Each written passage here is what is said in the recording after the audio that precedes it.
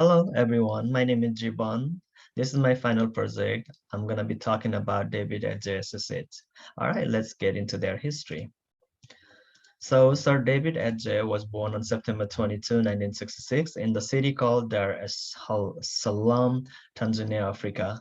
He was born in the diplomat family, so he had to travel different countries in the world.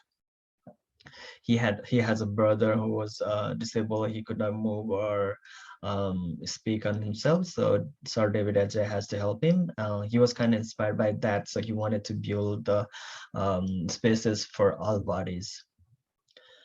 He was he studied at the Royal College of Art, London South Bank University. He was married in 2014 with his wife Ashley Soy Scott. He has multiple awards. Some of them recent ones are 2021 Royal Gold Medal, Crystal Award, and 2020 Samu Noguchi Award. He is the founding principal of David Adjaye Associate, but he has another 76 employees all around. So he has three offices based in London, and another one in New York, and another one in Accra, Ghana. He has many buildings all over the world, Europe, Asia, Africa, America. We're going to be talking about three of them, which I found personally interesting to me. And he also has a book called Adjaye Africa Architecture. He talks about his birthplace and their architecture history. First project we are going to be looking is Smithsonian National Museum of African American History and Culture. This is located in the National Mall, adjacent to the Washington Monument, with 10 floors of interactive exhibits. So it has 5 underground and 5 above ground. Um, this building is actually certified as a LEED Gold level building. And you get to see like different texture on the facade, which is directly brought from the African culture. So it has three building material, mostly precast concrete, timber, and glazed skin that is into the bronze coated aluminum lattice. So they have like 500,000 pieces of timber that reflects the number of African that are presented in the United States. This is how it looks like to the adjacent side. So all the other buildings are kind of like orthogonal, but this building is not orthogonal. So there's a certain angle, and that what it makes unique. Also, this building material, like this skin material, this one makes this building very unique. These are some photos that looks like from outside and inside. The interior space is really unique to me because they have one spiral staircase. Also, like these shadows that cast from this material is very interesting in the interior space. There is one falling water at the top, and all the wall has different quotes from different African American historians, and also a lot of exhibition spaces. The second project we're going to be looking about is the Moscow School of Management, Skolber Rase. He said, I fundamentally wanted to disrupt the world order of school as a series of houses and instead to prioritize student interaction and reflection. I think he nailed it because he designed one dish like a round shape and another like kind of box rectangular shape on top of it. Because most of the time our schools or universities are like kind of house style box, but it's not box anymore. This is very interesting.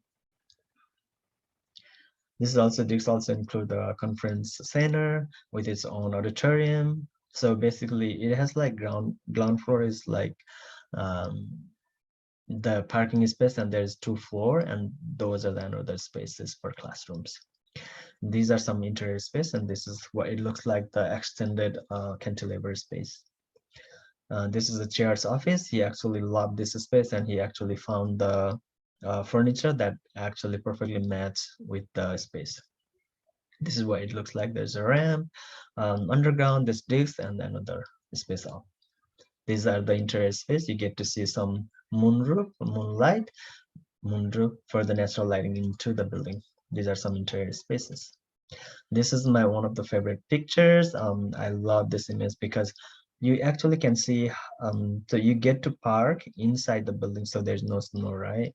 Also, when in the spring, this space can be for community meeting. Also, these boxes are placed in certain angles, so you get to see different views or like set of view from different spaces. Another project we're going to be looking at is Sugar Hill Apartments in New York. This is my personal favorite because I love affordable housing project, but this is not only affordable housing project. This is about the early childhood education center and also the museum.